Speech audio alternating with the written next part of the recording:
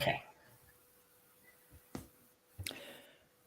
Hi everyone, apologies for that. We had a few technical issues our end. But yeah, we're really glad to be here. And I'm joined by Orlagh McCarthy from Burns, who is a dog behaviourist specialist. And I've spoken to her a few times actually. And yeah, Orlagh offers us a wealth of information on how to behavioralize your dog, socialize them. So I think if we start off with the basics, Orlagh, do you want to tell us what socialization is? And yeah, we'll go from there. Yeah, sure. Poor Mark, he gets advice whether he wants it or not when he talks to me, don't you? So socialization, socialization, it's really, really interesting because as humans, when we hear socialization, we think, oh, social life, interaction, all that kind of thing. But actually, when it comes to our pups, socialization is a really, really different thing. It's actually a stage of development, and probably habituation might be a better word. So the period of socialization is actually introducing our puppies in a safe way to anything that they might come across later on in their life. So various people with different hair types, skin types, beards, mustaches, buggies, cars, trucks, children, like everything that your puppy may come across in their lifetime. Socialization is actually a process rather than a thing. It's a process of introducing your puppy in a really safe way to things that they'll experience later on. Perfect. Should we talk a little bit about how you would recommend people deal with bad behavior, for example, in their dogs? Yeah, one of the biggest things we find is that people confuse also exposure. Like we think socialization, oh, my dog is social, my dog wants to be with other dogs, my dog wants to say hello to everybody. So really, what we want to be socialized. I mean, I say this all the time. I'm a relatively socialized human being, and I can walk down Grafton Street in Dublin without feeling the need to run up to every other human and go, "Hi, I'm a human. Hi, I'm a person. Oh my God, you're a person. I'm a person." That's great. Yet when people's dogs do that, they say, "Oh, he's just really, really well socialized," and you go, "Actually, being socialized means knowing how to behave appropriately in your environment." Yeah. Okay, so when I walk down the street, I'm walking down and I pass other people all the time, and I may ignore 95% of them. I may make eye contact randomly with somebody and just give a nod and a smile and walk on, or I may have a conversation with somebody in the queue for a cup of coffee. So that's being socialized. It's knowing how to adapt my behavior within a certain situation. And with our puppies, people think that exposure is the same as socialization. And it's not really. We're simply exposing your puppy to something isn't sufficient. What we want to do is we want to expose them at a level that the puppy feels safe and feels secure, and make them feel wonderful about it. So we don't want them to just see it and be okay about it. We want them to actually feel really good about it. So that might be carrying your puppy. The first time they experience traffic, you'd be carrying your puppy so your puppy feels safe and secure and warm, maybe in under your hoodie, so you can comfort your pup if they feel a little bit worried.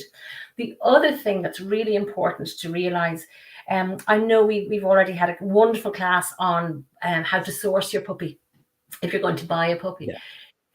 We can never underestimate how important who and where you get your puppy from is, because socialization starts right back, and it ends somewhere between 12 and 16 weeks, this critical socialization period. So when you get your puppy at 8 weeks, your breeder should have, or your rescue, if it's a litter of puppies born into rescue, the same thing applies, that your puppy should have been actively socialized by their breeder or by the rescue. And that means exposing them to different surfaces, exposing them to different sounds, exposing them to different people. And it is folly, I suppose, to think that any puppy that has been born into an intensive breeding situation where somebody may have, here in Ireland, you can be registered for 90 breeding females, and you're a registered breeder. It is impossible for those puppies to have had enough interaction with people and situations to be prepared to come into life as a companion animal in a home. So if puppies are sourced from these places, they come to us at 8 weeks with a deficit already at 8 weeks. They've missed out on 6 or 7 critical weeks where they should have been experiencing the world. So it's really, really important that puppy parents realize that where they source their puppies from, whether it's rescue or breeder, that these puppies must have started their socialization journey ever before they leave their mom. So, does that make sense? Ooh, Mark, you're on mute. Actually, Mark, I can't hear you. Thanks, Orla. Sorry about that. Yeah, that makes sense. Actually, I was going to ask you something that we see a lot of questions about on our feeds is separation anxiety. Yeah. And I know that's something you deal with a lot and you have experience with. Is it something you could talk about now, just to help those? Sure. So I think the other thing, what it comes back to, is what we would love to see, and for those of us who are working with families, is we would love to see owners taking on a little bit more, I'm going to say, responsibility, and not just for feeding and walking. We can get a bit obsessed with the walking and the exercising, but it's really important when we choose to bring these sentient beings into our lives to understand that they have a range of innate behaviors that they're born with. So every puppy is born with a range of behaviors, and some of those will vary slightly depending on the breed or the mix. But it is really important that we understand that any of these behaviors, before we dive into any kind of like problem behaviors, that these are completely natural. These behaviors are completely natural for these dogs, and they serve a purpose. So the dogs aren't just doing these things to be awkward or difficult or punish us or to be spiteful because we left them. In the case of separation anxiety, it has been kind of compared very much to a panic attack. So these dogs have been brought into a family home and they have never been given the skill to be alone. So it's really important when we get our puppies in that we teach them that, much as we love them, that it is okay to spend time slightly separate to us and to have downtime, in exactly the same way as we put infants in their cribs. We put infants into cots, that there's a certain time of the day for human babies that they actually, for their own benefit, they need to sleep and they need to go to a safe, soft place, and then when they wake up, their needs are attended to. Really, really important that we don't blame the dog. And it's so easy. And you see people all the time saying, my dog did this, my dog did that. If we take nothing else from today, it's that every behavior has a function. And if your dog is doing something that you don't like, you might think it's inappropriate and you might bug you and it might wreck your house and it might be something that you think is a potential deal breaker. First thing you have to ask is, why? What's the function? Why is my dog doing this? And the big thing is, like, so, we talk about WTF, like, but it's what's the function? Why is my dog doing this? And if you can educate yourself a little bit on how dogs function, how dogs work, how they communicate, well, then it'll make it much easier for you to understand what your dog is trying to communicate to you. And then that just sets everybody up for a much, much happier relationship. So with separation anxiety, the function of it is absolute despair. The dog is having a panic attack. The dog has not been taught how to feel safe while alone. Yeah. So that's what. And is that something you can, can you help that behavior if they're 6 months or a year old? Is that something you can still work on? Because we get a lot of questions from people, obviously with puppies, but not just puppies, people who have a dog that might be 1 years old, 2 years Mhm. old. Is that still a behavior you can train them out of? Yes, it's not training, because Right. training, now this is kind of splitting hairs, right? But Yeah. training is teaching a dog how to do a specific behavior at a specific time in response to a specific cue. Okay, so Yeah. that's training, that's teaching the dog. So when you're looking at panic, when you're looking at separation anxiety or reactivity, or any of the things that owners come to us and they say, I'm having a problem with this, the big thing is we need to turn that upside down and say, you're not having a problem with this. Your dog isn't doing this to give you a hard time. Your dog is having a hard time.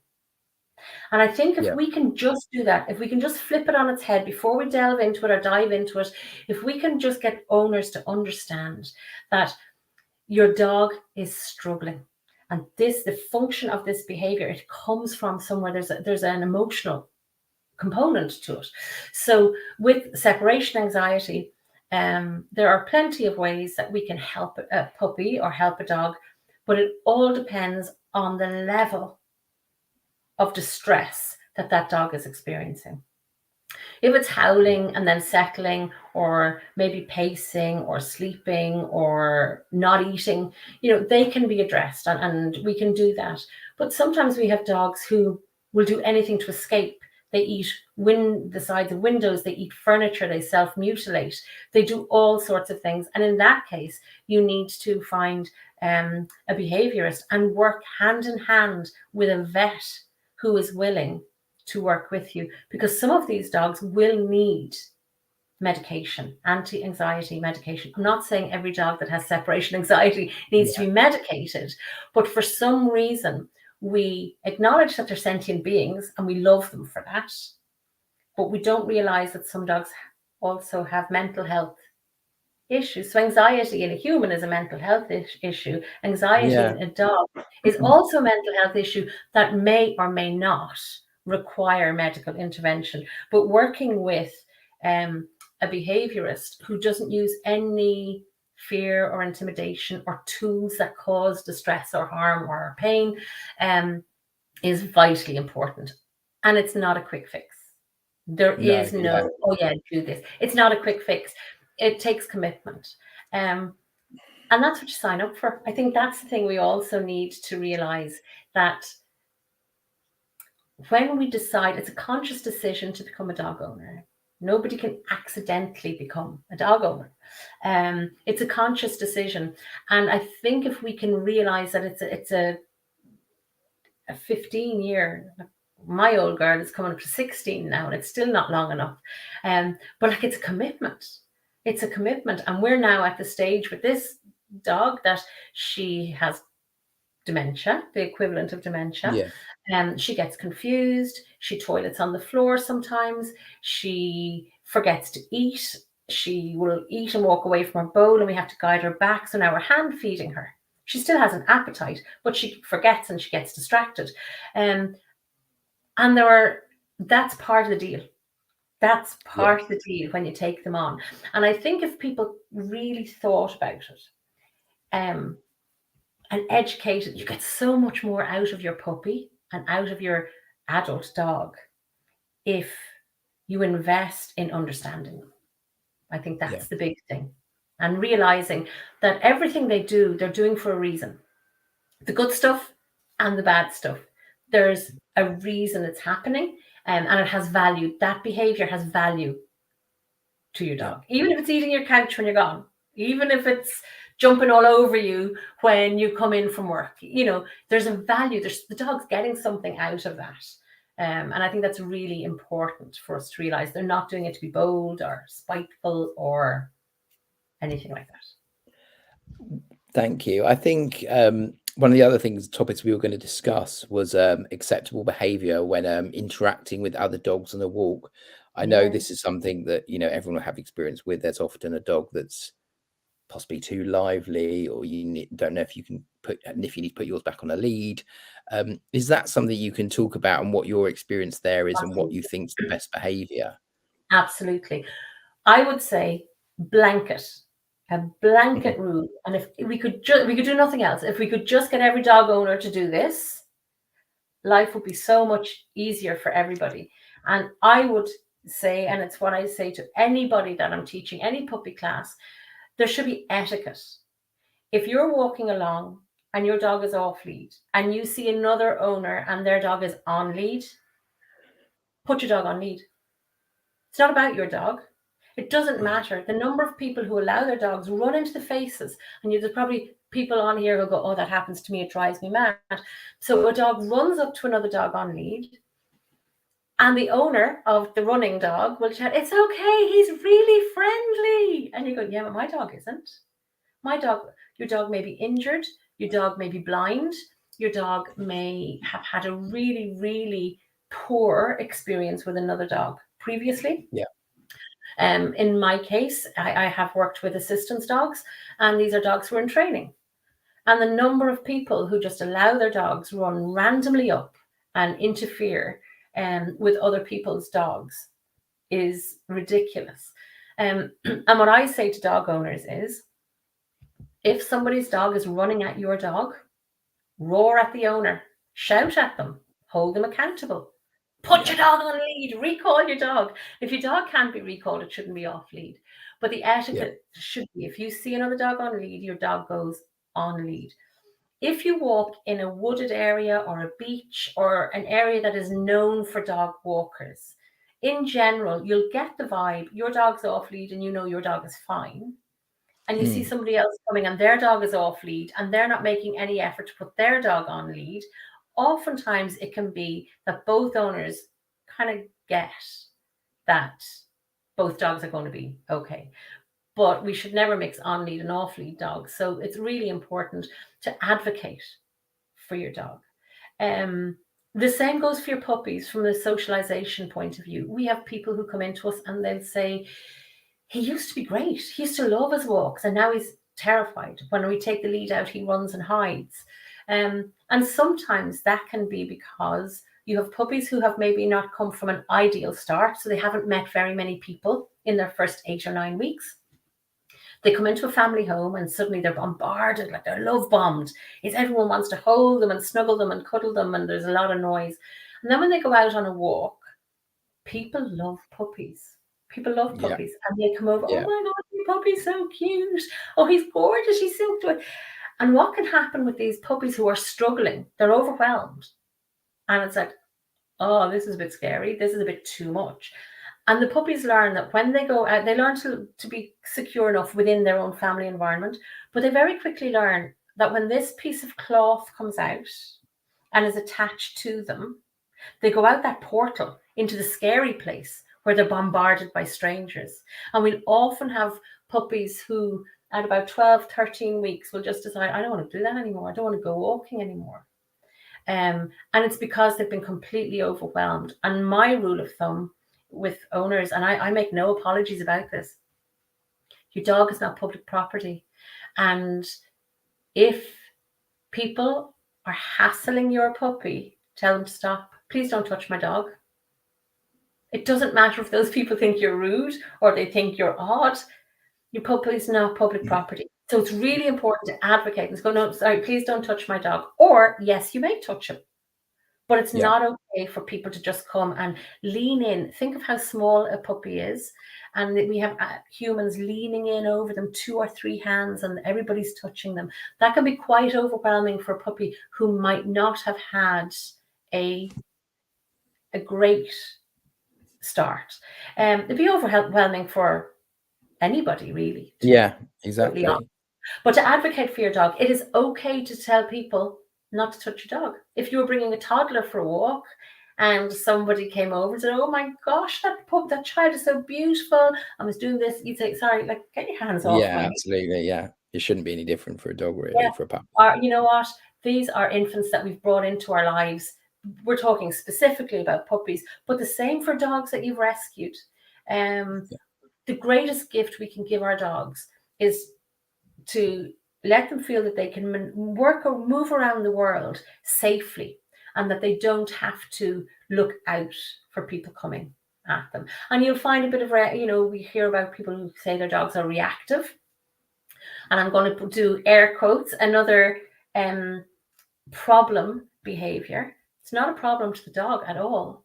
If a dog is concerned about strangers, barking at them is simply a way, it's called a distance increasing behavior. They're just, giving a warning, stay back, stay away, stay away. And that's all it is. That behavior is completely functional for that dog. It's embarrassing for you because you've the dog that lunges and barks at other people or other dogs. That's literally my life. Yeah, I might talk to you about that afterwards. The dog is simply asking for space. All the dog is doing is asking for space. So two things happen. We have owners who say, oh, I want to socialize my dog, use air quotes again. So they ask strangers to come and rub their dog. And actually the dog is saying, oh my goodness, this is not working. My barking doesn't work at 50 feet. Tomorrow I need to start barking when they're 75 feet away.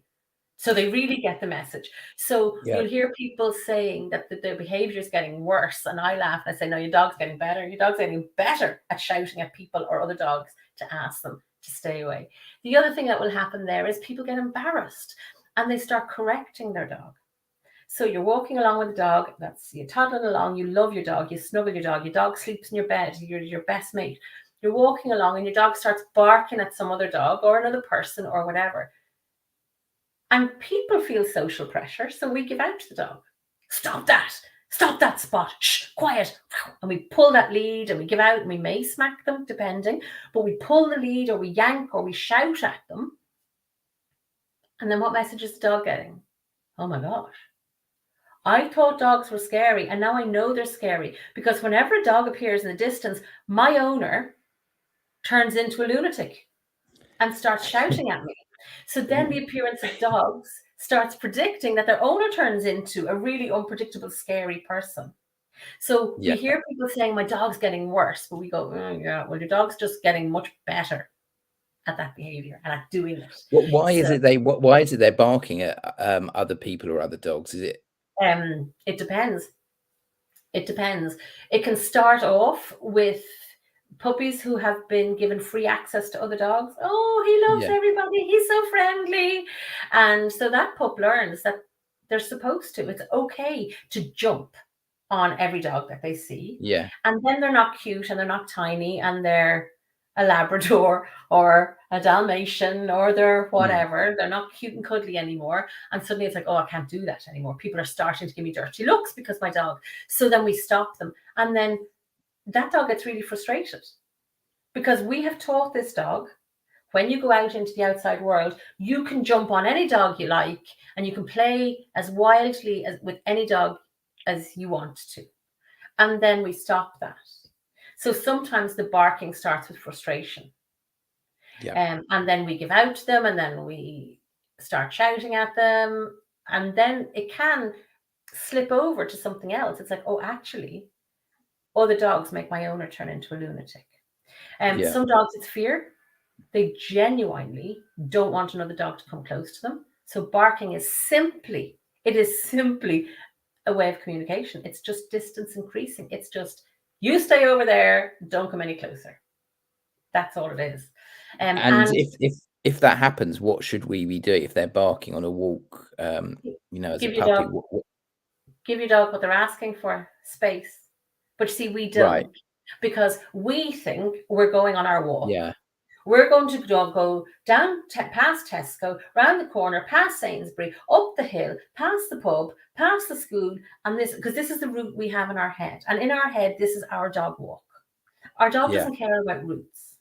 So we have a dog and another dog walking towards them, and those dogs are looking at each other and they're having a conversation that we're not even aware of, because dogs are so beautifully subtle about how they communicate with each other. Ear flicks, head turns, shoulder turns, weight shifts. They're so subtle. So these dogs are having a conversation and your dog may stop and look at the other dog. And that's when you know your dog has got to the point of like, oh, anything after here I'm feeling a bit uncomfortable with.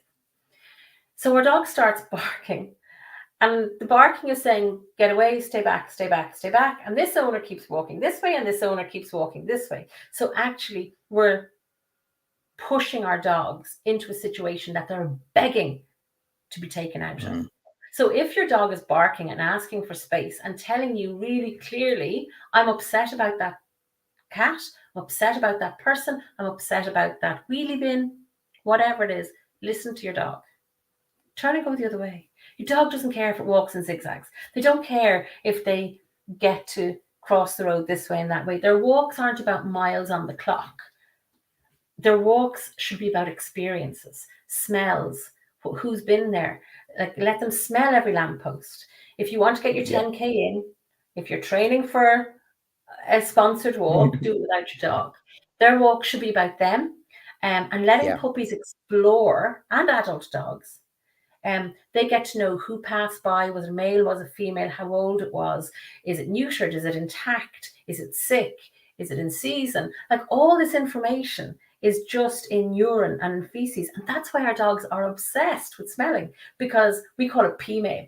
And then they hit reply. You see a lot of dogs, they sniff where a dog has peed, and then they pee on top of that again. So they're leaving, they've read the mail and they're leaving their reply. So it's really important that we don't get sucked into, my dog should be able to sit. My dog should do. I need to do 5K a day. We have all these rules about what we think our dogs need. But what we need to do is step back and say, what does our dog want? What does our dog want? Obviously, they need food and they need a certain level of exercise. But for some dogs, a daily walk is detrimental to them because they get so anxious and so stressed and so wound up. So I would say to people, look at enrichment. Look at enrichment. There are so many great groups out there that speak about enrichment for your dogs that you can do in the house, that you can do in the garden, that you can do on walks. And they don't all focus around food. People have this bugbear about giving treats to dogs to train them and to work with them. And my attitude is, if we stop calling them treats, we start calling it food, and we start using our dog's daily allowance, the dog has to eat.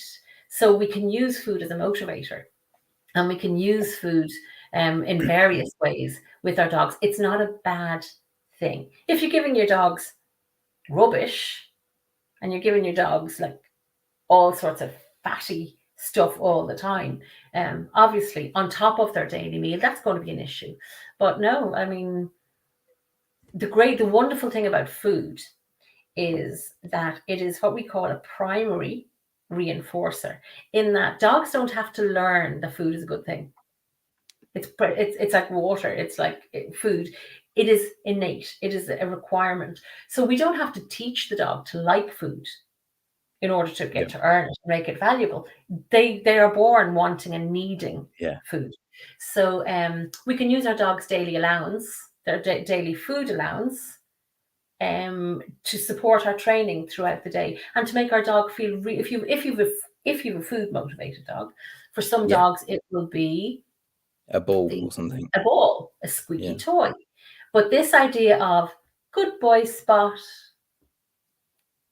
that's a motivator for our dog. Oh no, that's reward enough.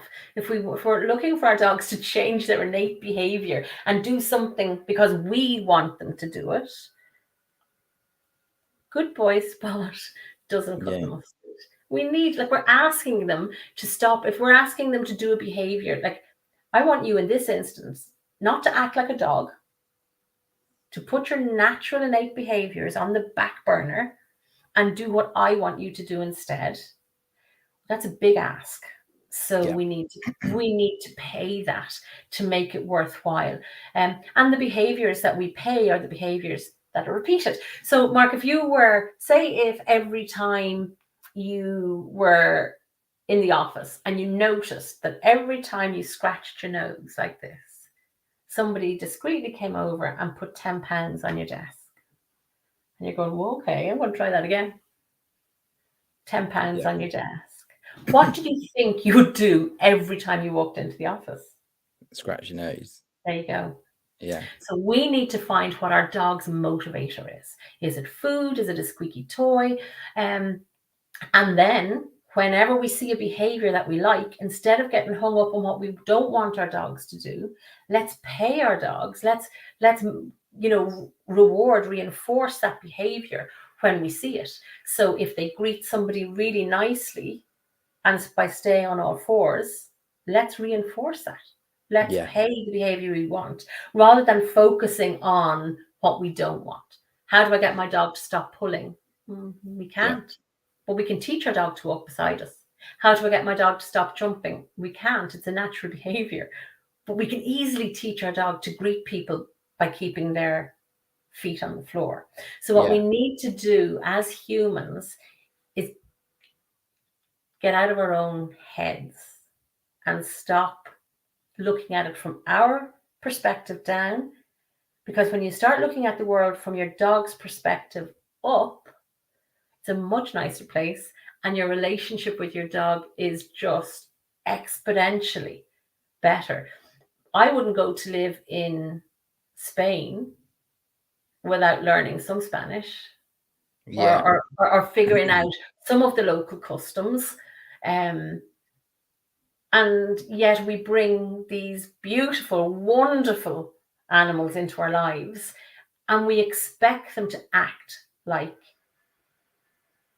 four-legged furry humans. And they're not four-legged furry. They're so much better than four-legged furry humans. They're amazing in their own right. And what makes them so special is the very dogness of them. And it's one of the reasons, and I know I have touched on this before, I made a very conscious decision a long, long time ago not to use the term fur baby. And that's a personal thing. And it's nothing to, I adore my dogs. I have multiple dogs.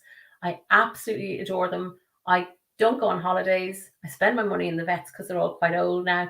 I adore them and I do everything that I can for them.